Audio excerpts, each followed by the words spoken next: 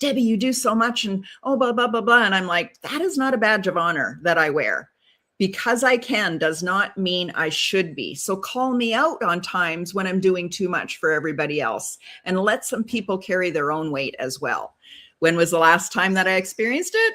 About 15 minutes ago. So life is real right now.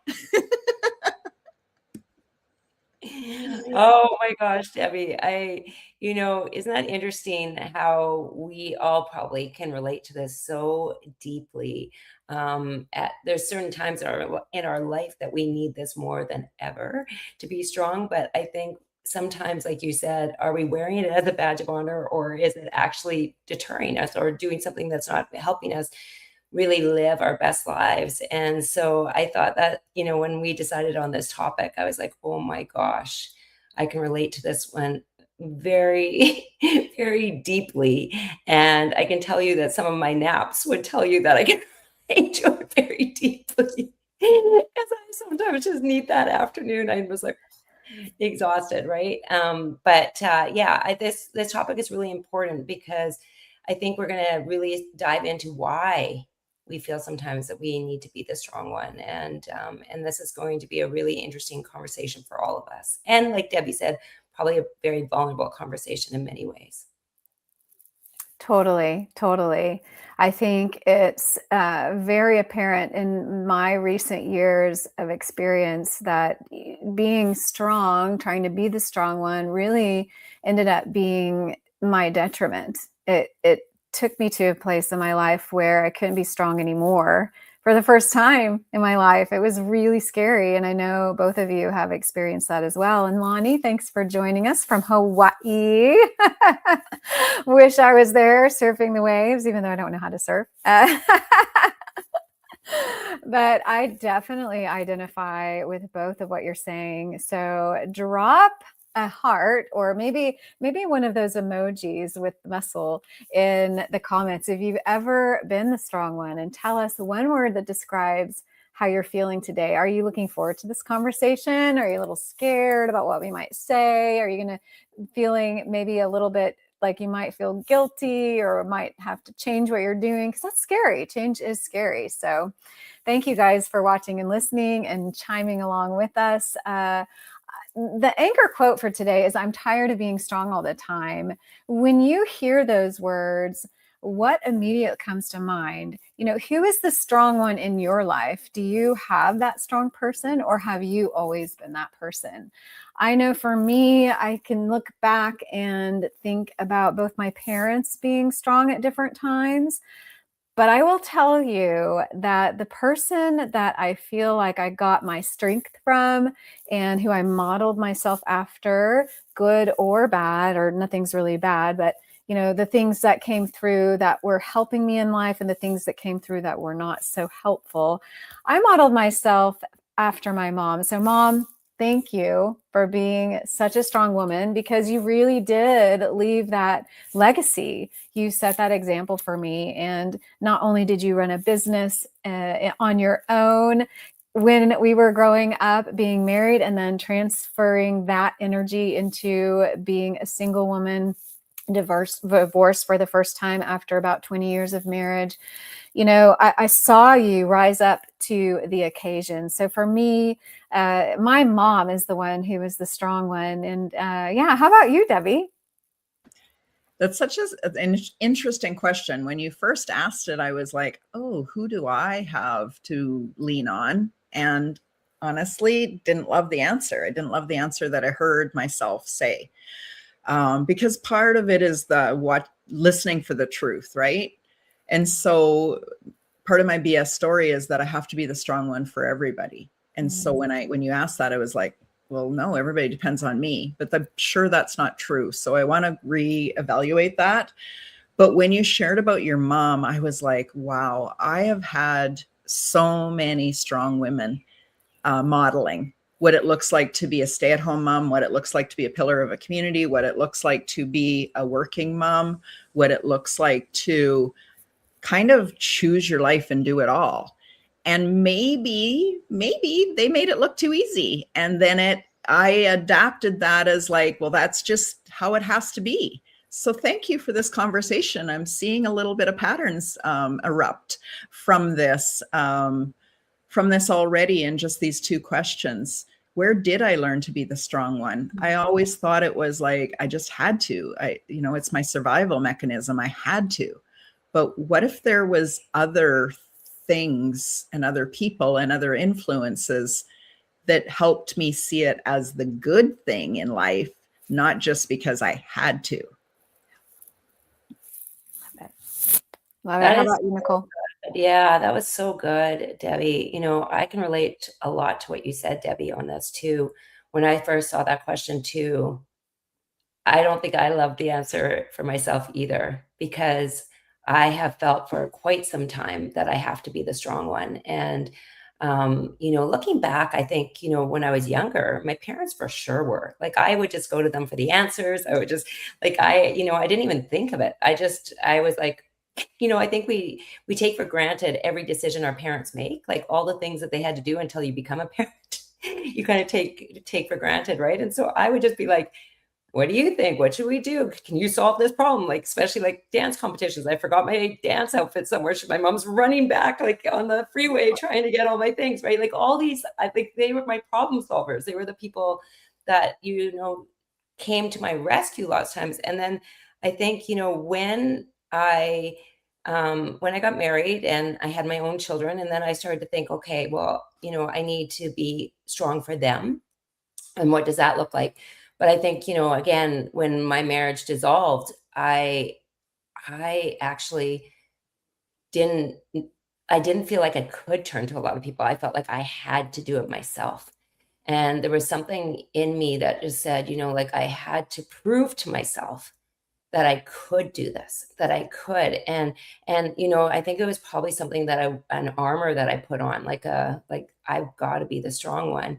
And sometimes I think I've carried that from that moment. It was like something, it was survival, right? It was a survival mode that you go into, and it's like, I'm going to be strong, and I'm going to have my kids, like I had two people relying on me. I got to do this. And then as time went along, I realized I kept holding that pretty tight. We have certain lessons and rules that start to come into play based on experiences, is what I've found for myself. And sometimes it was really deterring me from getting help from people coming in and helping me out. So I thank my parents for all that they did that I didn't recognize when I was little, when I was young. Thank you. Thank you. And then and then I had to step into it. But did I step into the extreme? Probably. For sure. Can I just jump in here? Because I think this is fascinating that this is what we do. Nicole, you're like one of the best of people breaking through limiting beliefs and old habits and patterns and identity. And even us that do this every single day, we still have blind spots. And so there's always these conversations that allow you to go deeper. And again, I'm proud that we're doing this publicly. But my question is, do you have somebody to ask these questions and answer these questions? Do you have that person, whether you think they're the strong one that's going to help you get out of it, or maybe just that really safe ear that you can just have honest conversations with, is so important. Yeah, Debbie, I agree so much on that. That question is, do you have that person? And if we don't, we sometimes have to look both ways. Like inside, am I allowing myself to have that person? Am I going to open myself vulnerably to have that person? Or, am I going to have the courage? Yeah, I guess the courage to ask for somebody to come into that place, right? The courage to say, I can't do this all on my own. I'll just come really quickly back to identity. When we were talking about identity, a lot of women I work with, and I saw it 100% in myself, is that when you build an identity of being strong and being the strong one, or you get even if you get some accolades for being strong, right? And you start to take it in. So then you're starting to be like, that is who I am. And so when life gets kind of crazy and it gets really challenging, and we are not meant to do this alone and by ourselves, it makes it really hard to reach out to tell people you're going through it, because your identity is, I'm the strong one. So then it breaks your identity. it's like, oh, if I say that to people, they no longer see me as that, and then I don't see me as that, and then who am I if I'm not that strong one? So I love that you came in with that, Debbie, because I've really noticed that was a huge part for me, huge. And it's been for so many women that keep it all to themselves, the suffering, the things they're going through, and really scared to share it out into the world because that would break who they believe they are. Isn't that like one of the biggest challenges in there? So, so true. And as you were talking, Nicole and Debbie, I was thinking, so much of at least my business is being a leader.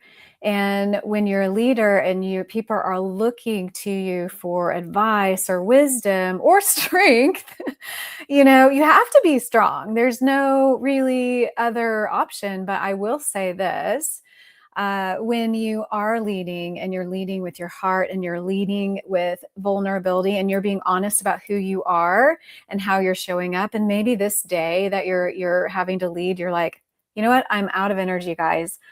I mean, who doesn't respect that? Who doesn't really identify with that and say, wow, okay, I've put this person who's a leader on a pedestal and they're actually admitting that they're tired today or they don't have the energy. I mean, I just did that on a coaching call this week. I said, guys, before I logged on, I was feeling low energy, but you guys have lifted me up. And so I just think that's beautiful that we can be leaders, but we can also have moments where we need other people around us. So I love thank you for joining us from LinkedIn. Such an important question. Thank you guys for being vulnerable and honest with us. Accepting help when you see yourself as the strong one is so hard. So I want to shift into maybe tell us a few moments in your life. Have you ever gone through a season where you were caring far more than people realized? And what was that experience like? For me, I have shared this before in other episodes, but I went through a health crisis, basically, where I was doing just that. I was caring way too much and people didn't know. So I wasn't being vulnerable. I wasn't being honest. I wasn't putting myself out there and asking for help. And I paid for it greatly. And I went through a season of about a year of recovery where I chose not to work and I couldn't work. And I was glad that I didn't work and so grateful that I had that ability because I asked for help. I finally asked for help. I think it was probably one of the first times in my life that I had gotten to that point where I really, really needed help.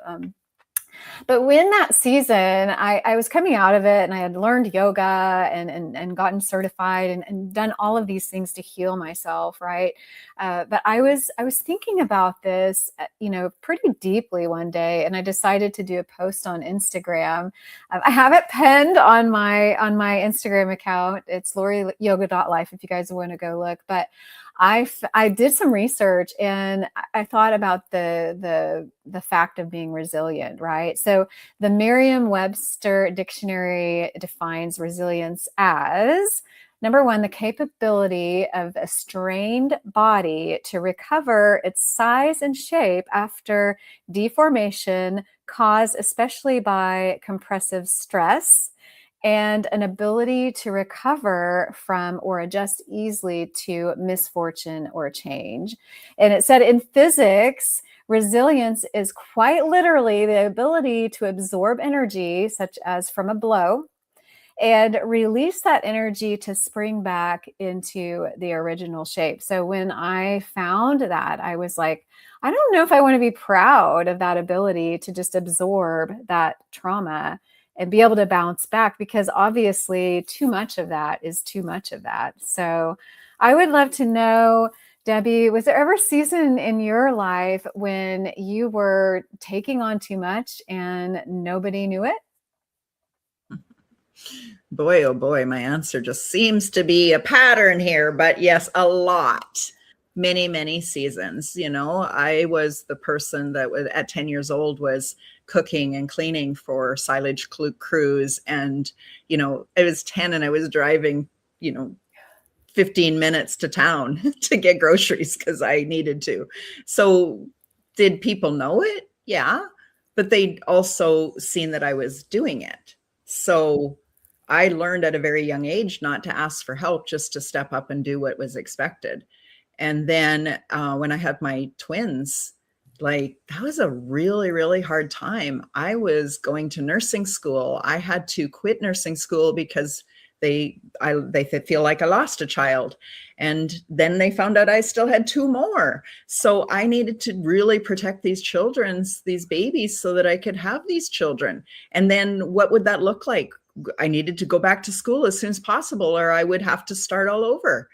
And that year all over, and there was a lot, and there was lots of things happening on the farm, and we were not financially abundant at all. So there was a lot of responsibilities just in that. And I can see many times where my body, just took control and said, well, if you're not going to slow down, we're going to slow you down. And that is really interesting, because right now I'm writing a chapter for a book that is all about the body and how it sends messages to you, and how it's up to you to actually listen.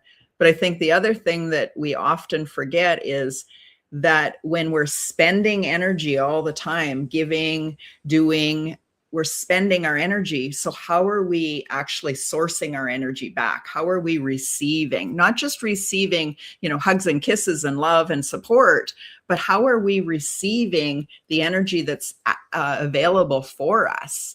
And so that is also a conversation that I've been privy to this week. So interesting that what a simple question of when have you really overextended yourself, and then thinking about, okay, that was the pattern, but I have a choice today to move out of that pattern and move into something that is not only sustainable. That's really what I've been doing with my business for the last 18 months, is building something that is still huge. It's going to impact a lot of people, but it's not dependent on me.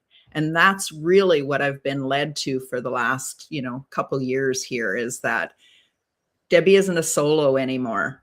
She's not all alone on an island having to figure it out. And that is another reason why we're doing what we're doing here today. So great question, Lori. Nicole, how about you? Well, Debbie, there was so much that you just shared that I'm like, oh my gosh, there's so much in there.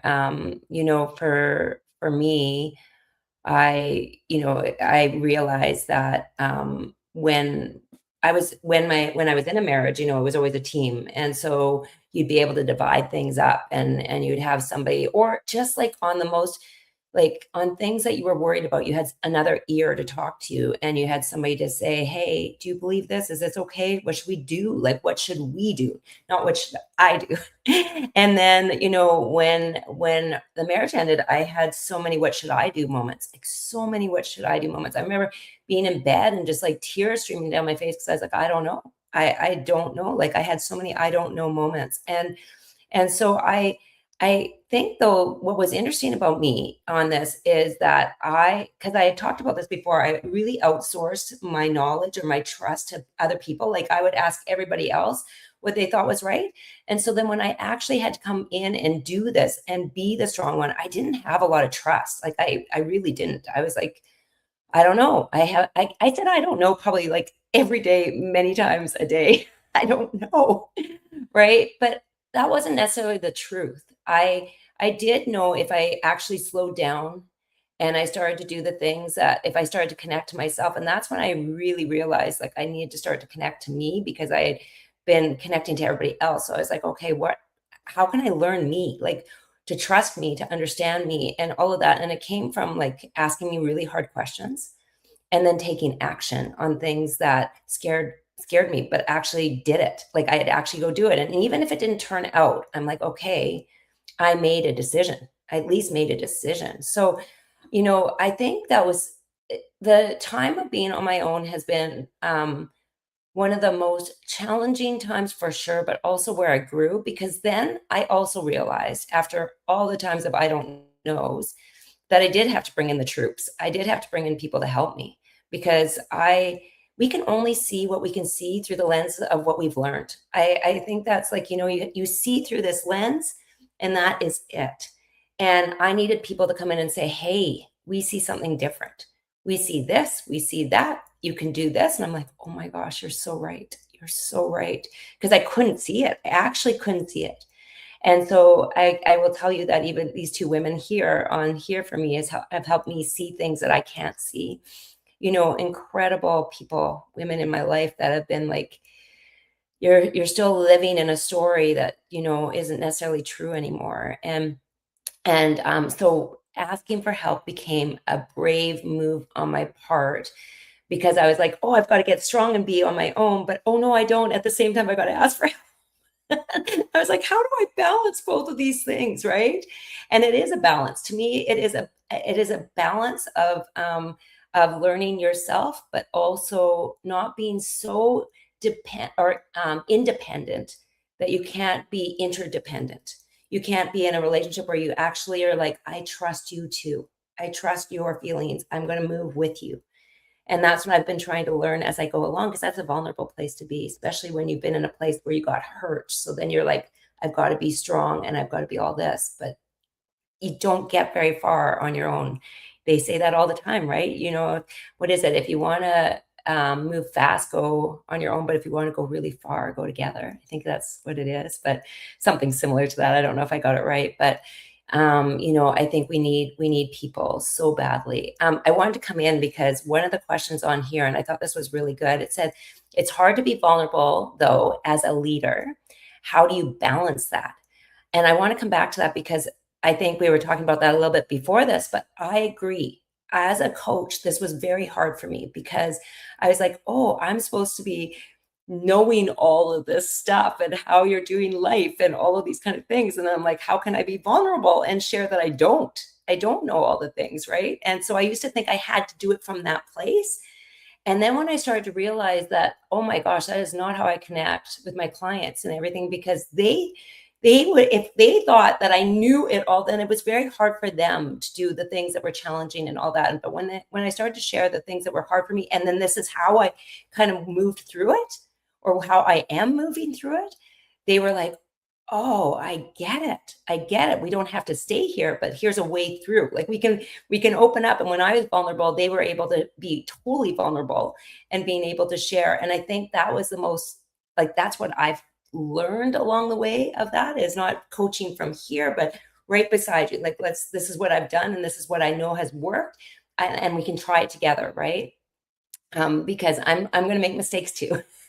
And I for sure am. So I wanted to address that, because thank you for that question, because I think so many of us are like, how do I lead and be vulnerable? How do I do that? And that was a great question. And I work on that one all the time. But I think that's how you build self-trust, is if people can resonate with you and be like, me too, I've experienced that too, then they have that trust with you. And then together you can go further. So yeah. And so I just wanted to add that. Thank you for that question. Wow, I love that, Nicole. It's so, so true. And I think it's a lie that we tell ourselves, that we have to be strong. And that's what we're talking about today, is feeling like we have to be strong, or having the experience of, you know, why do I have to, why do I feel like I have to be strong? And it's a mind shift, and I'm tired. I'm tired of being strong all the time. Such an important topic. And I love what Debbie and you, Nicole, have been sharing, because as you can see, there's so many comments coming in of other women who are feeling the same way. And I love that question too. You know, it's hard to be vulnerable as a leader. How do you balance that? Well, I think it's not necessarily a balancing act. I think it's a lifestyle. It is a mindset. It is a reset. It's a reframe, right? And I think when we're trying to be so strong, we're acting out of fear of failure, fear of someone not thinking I am who I say I am. You know, those kind of fear motivating mindsets just defeat us from the very beginning. So I think it's super important to understand when you're operating out of fear and when you're operating out of true strength, which is You know, that the highest vibration that you can live in is being your authentic self. It's not, there've been studies, and I don't know, I know Joe Dispenza is one of them, but I know there's several leaders in the field of vibration and energy that talk about, you know, it has been gratitude in the past. It's always been gratitude, gratitude, gratitude. So let's put 3 things down in the morning that we're grateful for. And let's have a grateful spirit all throughout the day and find things to be grateful for. That's amazing. But actually, a higher level of vibration is actually being authentic, being you all the time, no matter what, you know, and not to just say things that are rude or you know, not have a filter, but be authentic. So I love that so much. And Lonnie says, I had to pull over to share this, what I call my lifeboat, having 3 to 5 people that you turn to for help and advice. It's proven that having those people will add years to your life and life to your years. I love that. I love that. It's so true. We talked about that last week. We talked about having that board of directors of people who you can go to and glean from. And then thank you, Taboo Talk with Sarah. We are connected at Facebook, and we actually did an interview together. So I'm so glad you're listening here on YouTube. She says you're asking so many great questions. So thank you guys so much. This is exactly what we want, is we want this to be a shared diary. That's why we named it Shared Diary. Not only is it shared between the 3 of us, but it's shared between all of us here. And whether you're watching this live or listening to it later or watching it later on YouTube, we do want you to chime in. So if you're watching the replay and it's been weeks or months or however long, please comment and give us your thoughts on what you're going through, because we want to open our diaries and share those pages with each other. So I'm going to shift into our kind of quick fire questions, and I always love this. It's a rapid fire round, and it's kind of like this or that, and it's kind of a game, and it just kind of it's so fun to do. So this is the first rapid fire question: asking for help, easy or difficult? We might have already touched on this, but you know, what are your thoughts? Is it easy or difficult, Debbie? It depends. If it is a simple task, it's easy. I ask people for simple tasks all the time. The deep of what do I really need, that is intentional. And sometimes, even though I know logically that I need to do it, it is hard to ask. Why? Because I've been let down so many times that it's kind of like, God, if I ask and they say no, that's going to feel so shitty. And I actually don't have the energy to deal with that. So it's easy to ask simple asks, not so easy to ask the thing that really matters. Well, yes. And as you were talking, Debbie, I was thinking about this. I would say I'm working on it still. I still take over too many things and do too many things without asking. And it's really interesting. You want to know one of my things, this will be my vulnerable moments, but so I feel like sometimes if I do it myself, I won't necessarily have to pay everybody back and all that they have done because I don't have the energy to do it. I'm sometimes too tired. And so I feel this guilt, like if I don't show up enough for everybody else. And so then I do it myself. So I'm telling you, like, one of my secrets here, one of my things, but one of my diary entries, but I sometimes have gone into that place where like, I'll just do it. And I have this feeling like I get so worried about owing all these beautiful people in my life so many things. I want to give so much, and then I get worried about that. So I don't know if that made sense on there, but it has been a challenging thing for me sometimes to ask for help. I'll take it over and just do it. And I also think I think that's also part of just who I have been in the past too. Like I just take over and do it. And that could be also from a place of like control. Right? Like I like a little bit of a control issue here. Like when I have to do the thing, right? And you don't less necessarily allow everybody else to do their thing. Yes. But I've worked on this so much. And I would say with my kids and we've said, like, I've had to tell them we're a team. We're a team in this. And so they have been incredible, like stepping up to do the things in our house that need to get done. If they are listening to this, which they probably are not listening to, but if they are, I want them to know that, you know, I value their help so much in this home. Like I'm so grateful for the, you know, helping with the lawn or the vacuuming or whatever it is that we need done. They have stepped up and they do this. And they like seriously don't argue, or I'm just so grateful because we've really come together as a team, and I've had to ask them to help and step up, and I'm so grateful for that. So I wanted to say that too. I love that, Nicole. Also, just the fact that you're admitting that this is me too. Sometimes I think control, the like, well, they're not going to maybe do it right, so I better just do it myself, you know, that whole thing. And that's such a trap, because there's a rule, and it is, if you can give 20% away of your tasks to someone who can do it 80% as good as you, then it's probably worth the trade, right? And so who are we to decide, oh, I do it the best? You know, it's the imperfections, the things that you see, the flaws that you might see in something that someone else does for you. No one else is going to know, and no one else is going to notice those things. So like as a businesswoman in that kind of perspective, you know, delegating and things, that's a little hard. Sometimes we don't want to ask for help because we just want to do it ourselves. But you're also alluding to life in and of itself. And that is, you know, that's the harder part, I think, is to personally come to someone, whether it's your kids or your parents or a close friend, and say, hey, I need help.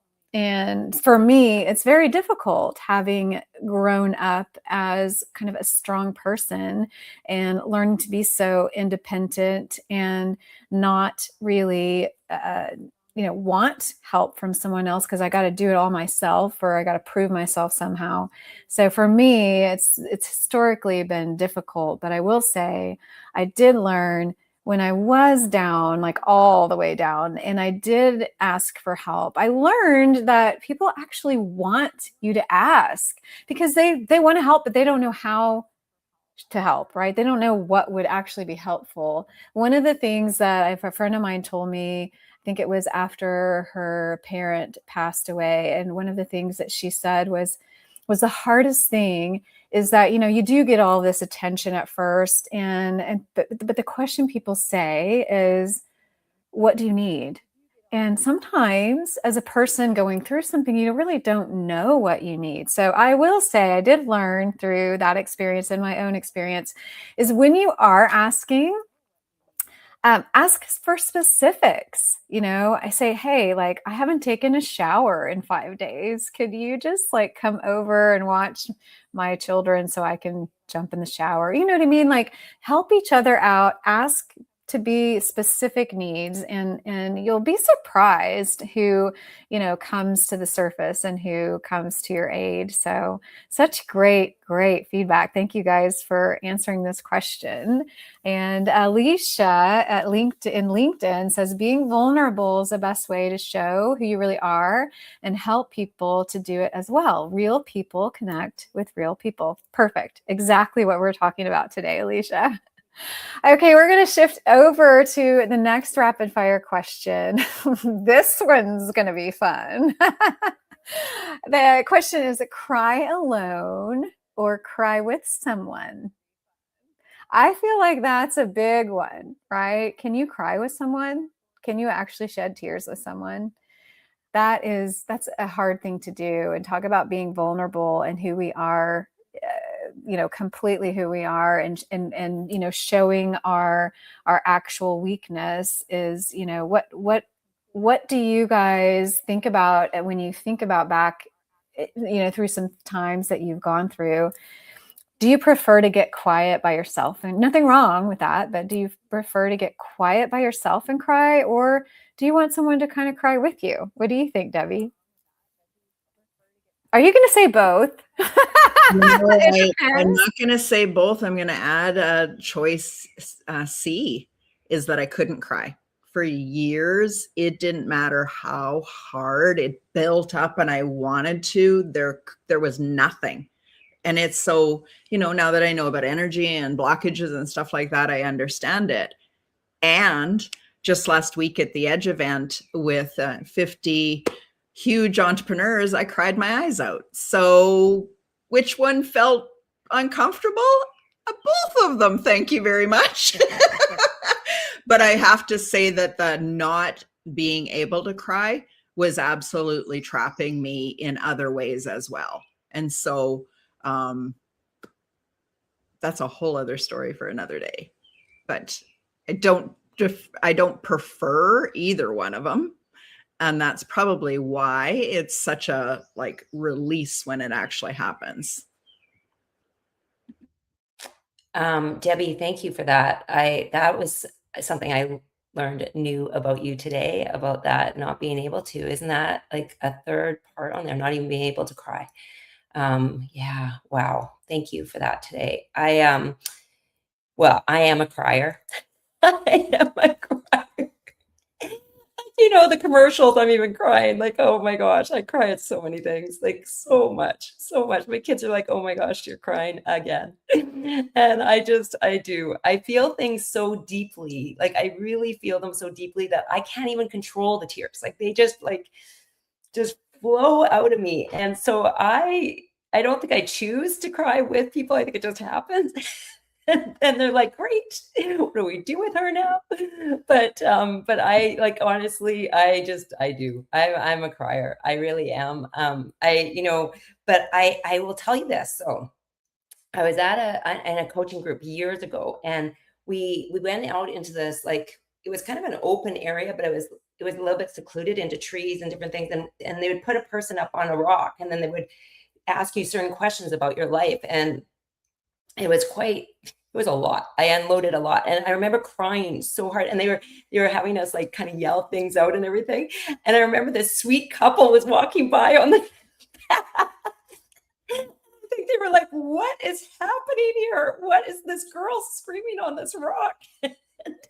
So anyways, the next day I remember having this vulnerability hangover. Like, I wanted to crawl into a shell so in. I was like, people just found out everything about me. Like, I was sharing all the things, and it was all coming out. And I remember being like, that was probably one of the most unprotected I felt. Like, I felt so vulnerable, so open. And so the next day I really went through a hangover, like a vulnerability hangover. I'm like, people now know that I feel this, or I this has been what I've been holding in. And so my strength, like what I thought, that I can do this kind of thing, it was shattered almost that day. Like, it was like, oh my gosh, people know my thoughts, like actually what I'm feeling, not my outside. And I think that vulnerability hangover is a real thing. And so when I'm with clients, lots of times I'm always like, please do not feel bad about what you're sharing with me, and know that it's here, like that it needs to come out just with me, because I never want them the next day to be in the shame of letting me in or be in that place, because that is a hard thing the next day, because it's identity again.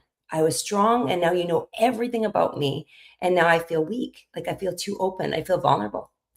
But I've been working on that always too, is that it is me. Like you said, Lori, the authenticity, it is me. It is me. This is all of me. I do cry at commercials. I do cry at the silly little things. Songs get me crying. I don't know. It's so many things do, but I think there's so many things worth the tears, like so many beautiful things in this world worth those tears. So that is me, a crier.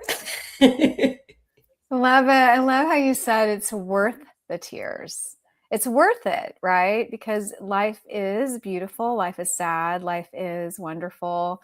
My son just had his very first baby, my very first grandchild. And when they're navigating this, they're young, they haven't done this yet. And so they're like, you know what, we want some privacy in the hospital. So we're not going to open the doors for anyone to come visit. While I completely understand that and I honor that, that's a really hard thing to do as a young person, right? To draw that boundary and hold to it.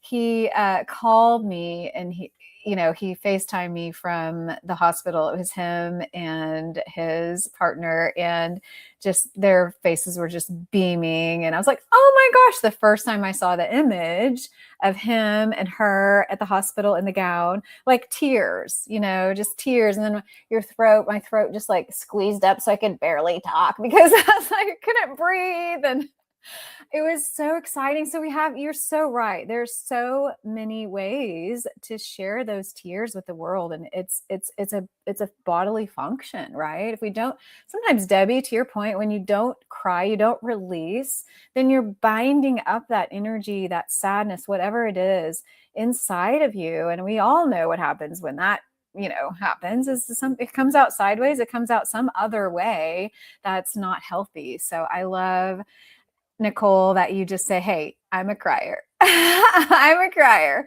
And I am too. Like Hallmark, those commercials that come with the Super Bowl every year in America, and the ones that are supposed to like really pull at your heartstrings, and like, even the inspirational ones where the athletes are just giving it their all. I'm like, oh, I'm crying at that too. So I love this question. And I am a crier as well. I think it started out very early on. It's just a developmental thing. And I was a very sensitive little girl. So that we all know that the little girls that we are don't really, like, we grow up, but we stay in that little cocoon in some ways. And we go back to that cocoon when we need it. So yeah, I had to learn how to kind of manage my emotions and my tears. And like you, Nicole, I had an experience with a kind of a workshop. It was a whole week of inner child work. And it was going back to the trauma that you faced as a child. And some people have faced such awful things as children, but everyone has trauma. And what's interesting is the body doesn't delineate between, a number 10 trauma, like let's say abuse of some kind, and, an emotional trauma, like being rejected by your friends. Like your body takes that energy in and it holds it there, and it doesn't know, like it's the same. It's the exact same. And so we feel that trauma, we experience that trauma. So going back and revisiting that, of course, I'm letting all of that out, in the sessions, in the group sessions. And I'm again experiencing that, tightening of the chest, tightening of the throat, and not being able to, even get a word out. I'm just like, well, and it's like, although that's so freeing, you're right. It's so like, it's kind of embarrassing in some ways, but you know what? I learned through that process. And at the end of that week, everyone had a time of like that. And so then you bond with each other, you understand it's okay. It's okay to let that emotion out. It's part of life, right? So Taboo Talk with Sarah says, letting go of control can be really hard when you have been the one who does it all. And that is so true. And whether that's with your emotions or asking for help. And Lonnie, you say, for so long, I was told that crying was a weakness and not professional. And now I know that most times when I cry, it's because something had touched my core, my heart.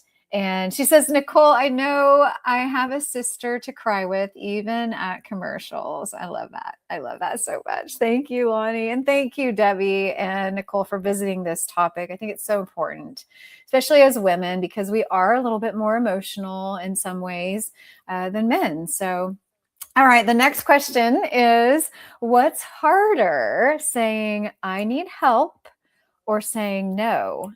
This one's a hard one for me. I need help or no. I don't know. What do you think, Debbie? Yeah, that's a good question again. Thanks for these thoughts. I think that my answer today is I need help. I think I've gotten better at saying no. There's a lot of room for me to say I actually need help. And it's a little bit of like, okay, let's rally the troops. Let's all work together. And I'm good at that when we're working for a central cause. But when I actually need them to say, no, come help me, not my business or the thing we're all working on together, that's a little harder. when it's me personally receiving the help? Yeah, I definitely have been better at saying no. I had to really work on that too, because if you have any people pleasing tendencies in you, you're just like trying to help all the people and do all the things. And I had to learn that a long time ago of practicing saying no. Although I still have like, you know, I'll say no, but because, I have these because I soften my nose. I soften my nose sometimes. But the asking for help is still, it's at like, it depends. Like if it's little, yes, easier for sure. It's the big stuff. And yeah, I think I'm just still always working. I'm still working on it. I'm still asking myself to put myself out there and ask for it and just say, I think it's that opening up to that vulnerability of like, this is who I am. This is what I can do right now. This is the place I'm in right now.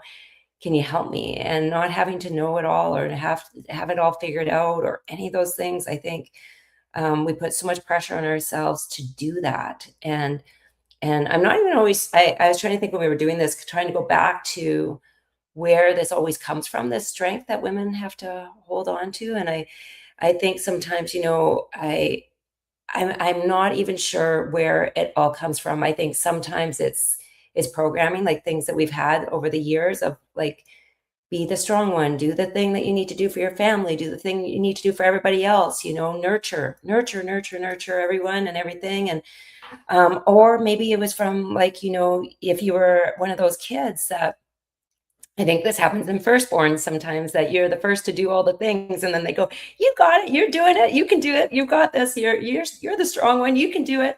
I never worry about you. I remember my dad saying, "I never worry about you." I'm like, "Can you please worry about me sometimes?" Yes. I actually need somebody to check in sometimes, to just check in. And I remember having that conversation with my parents. I said, I broke down, I was crying, and they're like, "What's going on?" And I'm like, "Well, you're not, I needed you to check in." They're like, "We're so sorry, because it always seems like you've got it. Like you've got it." And then they didn't know that I didn't have it.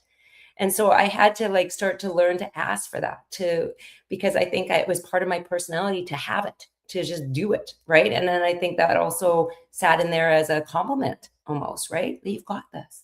And so my poor parents were like, "Oh, we didn't know. Like we just, because you didn't ask and you always seem like you do." And I'm like, "Yeah, but sometimes you just don't. You just don't." And if somebody could just check in, really check in, but it wasn't their fault. It has to be me communicating that, right? What we were just talking about. It's like me saying, "I need it. I need help. I need help." Yeah, I think that's such a good point, not knowing sometimes and ask, and as a friend, as a mentor, as a mother, as a daughter, the relationships that we hold, I will say, when you think of someone in your mind, reach out. That for me, that's a very, very basic rule. If you think of someone, reach out, because it could be that they do need help. And there is such a thing as knowing these things, because we're interconnected. We are in relationship with one another. And I never want anyone to ever think they're alone. And I think that's why I love this podcast so much, is because we want to invite you all who are listening and watching to be a part of this conversation and not feel like you're alone, not feel like you have these struggles and no one else does. Because the bottom line is, it's not true, right? So thank you, Taboo Talk with Sarah. Sarah, I'll just call you Sarah. It's not always a choice. Sometimes the tears refuse to fall, and then sometimes they flow freely when I don't want them to. Exactly. Well, and for me, I think, to answer the question, is it harder saying I need help or saying no? I think historically, the saying no has been hard for me because of the people pleasing tendencies. And I didn't know how to do it when I was a shy girl. So I just kind of smiled and did what people told me to do. Then in high school, it gets even harder because, you have all these pressures of needing to fit in. And then when you have kids, you don't want to tell those precious little babies no. I mean, it's just hard. It's hard. And so when I went through a transformation in my own life and started to draw boundaries and say no, what's funny is that people in your life you've been saying yes to for so long start to go, wait, what? What? You're saying no? Yeah. And it's like, and I had like some really deep conversations with people in my life who were disappointed because I wasn't showing up like I used to. But I had to explain to them, listen, I was showing up for you. I was showing up for everyone way too much. I have to take care of myself. This is how I'm taking care of myself. And I've changed. And so I'm saying no more. It's nothing personal. And it's not only happening to you, it's happening to a lot of people in my life. So, it's really cool to be able to kind of use that power and that strength in that way, of course, appropriately and not being hurtful, but be honest, be authentic, be who you are. And so for me, that's been a hard thing to do, but I'm finally getting good at it. So yay. All right. Well, we're going to do one more thing. We have so much to talk to, and this time always goes by so fast. But I will say, we are starting to develop our own diary pages for you guys who are listening and watching so that you can download them and think through these things yourself. It's a tool that we want to give to you for free. So we're working on how to get that to you where you can find, and you're listening to podcasts, you should be able to go to the show notes and find that. But if you want that resource, please use the description in this post to reach out to any of us and we'll get that to you. But again, we're starting this imperfectly. And that's what I love. This is such an organic process of starting this podcast. We're not going to have all our ducks in the row, right? We're not going to have it all together, and we don't pretend to. So in this resource, we'll have some questions and that kind of thing. But for right now, would love to just give you guys some actionable practices. And thank you, by the way, Nicole. She's our content queen. She comes up with these ideas every single week. So while they're saying, thanks for that question, Lori, I'm saying, I'm literally just reading it off of what Nicole came up with. So I'm not taking that credit. I'm just voicing the question. So thank you, Nicole. But so here's the actionable practices to discuss. So ask yourself, and get your diary out. I got my new diary. Get your diary out. Ask yourself these questions. So ask for help with one small thing this week instead of automatically doing it yourself.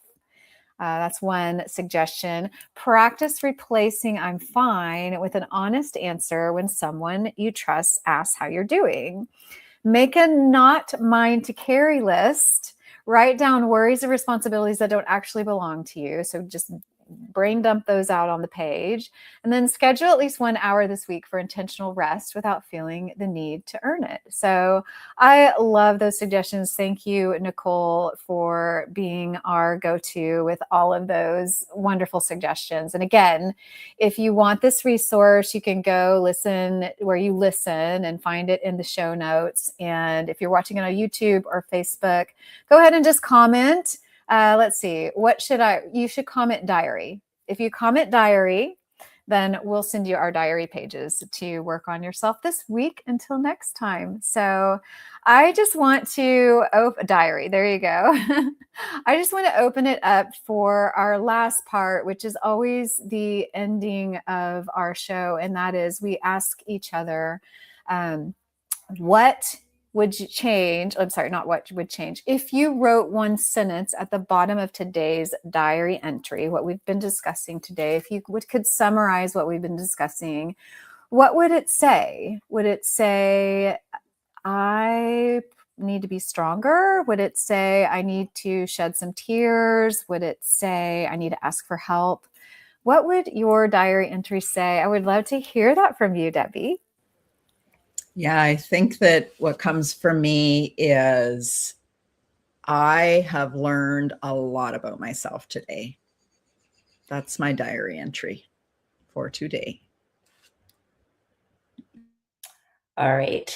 So I think for me, it it's okay to continue to be vulnerable and share. It's safe to, allow myself to do that. I think that's where I continue to open my heart. So, Wow. I will ditto both of those entries. I've learned a lot about myself, and I'm learning to open up and be more vulnerable. I think for me, today's topic of being strong, I think I'm going to say I'm proud of myself.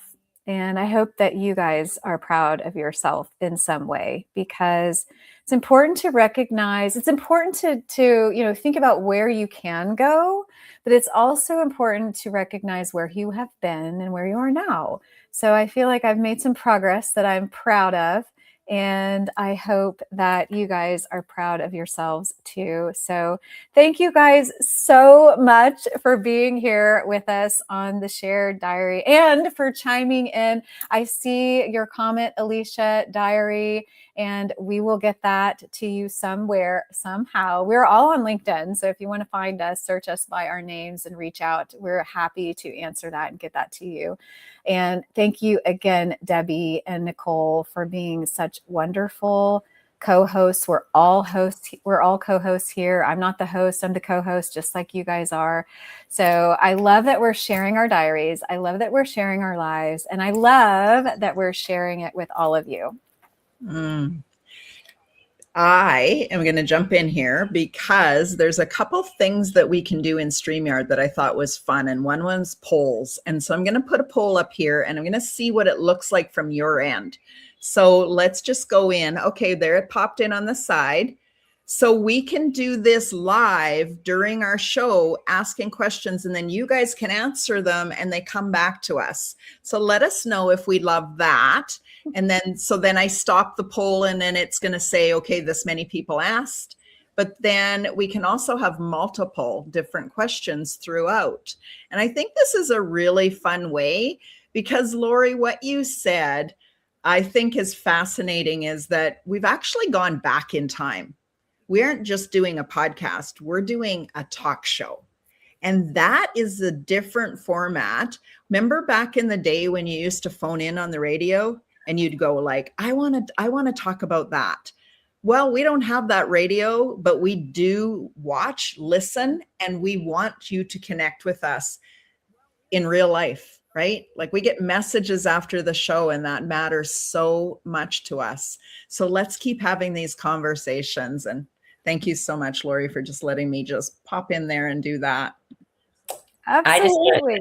I just want to say, first of all, to my tech goddesses here, I'm always amazed by Debbie and Lori. They always are incredible. But I love that because we do want this to be interactive. We want to create relationships with all of you as you come in. We're so excited to see new names pop up. We are honored that you're on this journey with us and that you are sharing parts of your heart in your comments. And we know that, it takes effort to do that and to be here, and it takes trust. And so we are very, very grateful that you're on this journey with us, because this isn't, like we said, we're not doing this alone. We're doing this with all of you.